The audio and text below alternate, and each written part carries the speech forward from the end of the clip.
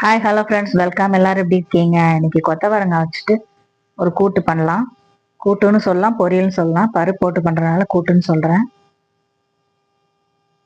நல்லா கொத்தவரங்காய் நல்லா தண்ணியில் போட்டு நல்லா கழுவிக்கோங்க. கழுவிட்டு அப்புறம் கட் பண்ணிக்கலாம்.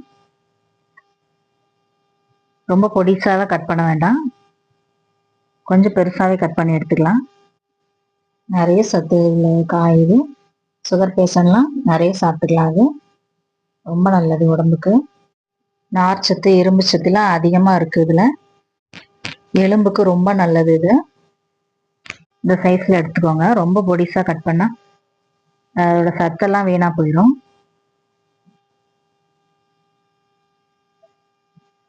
குக்கரில் கொஞ்சம் பாசிப்பருப்பு எடுத்துக்கலாம்.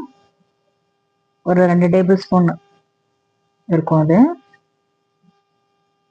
கழுவி எடுத்துட்டு வந்துடலாம்.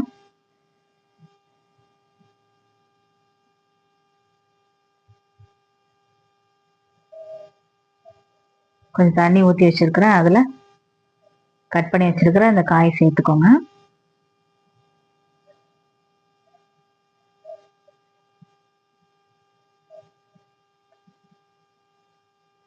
கொஞ்சம் உப்பு சேர்த்துக்கலாம்.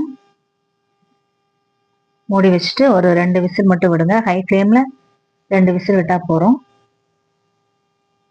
ரொம்ப ஓவர் குக்லாம் பண்ண வேண்டாம்.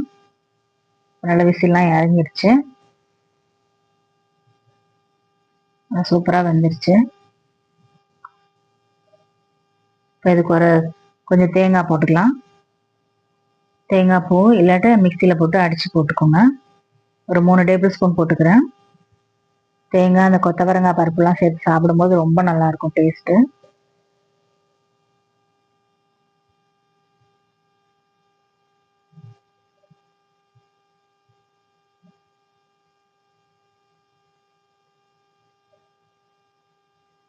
இருக்கட்டும். ஒரு நிமிஷம் அப்படியே சிம்மில் வச்சுருங்க.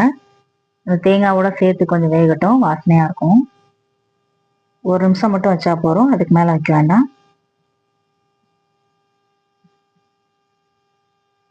அவ்வளோதான், சூப்பராக ரெடி ஆயிடுச்சு. இது கொஞ்சம் தாளித்து ஊற்றிடலாம்.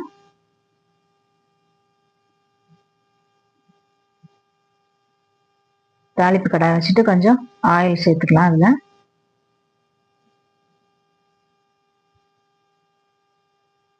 நல்லா சுட்டதுக்கப்புறம் ஆயில் சூடானதுக்கப்புறம் கடுகு, உளுத்தம் பருப்பு, ஒரு 2 காஞ்ச மிளகாய் போட்டு நல்லா தாளிச்சிக்கலாம். ஆனியன்லாம் போடலை. கடுகு, உளுத்தம் பருப்பு, காஞ்ச மிளகாய், கொஞ்சம் ஒரு கைப்பிடி கருவேப்பிலை போட்டு தாளித்து அதில் ஊற்றிடலாம்.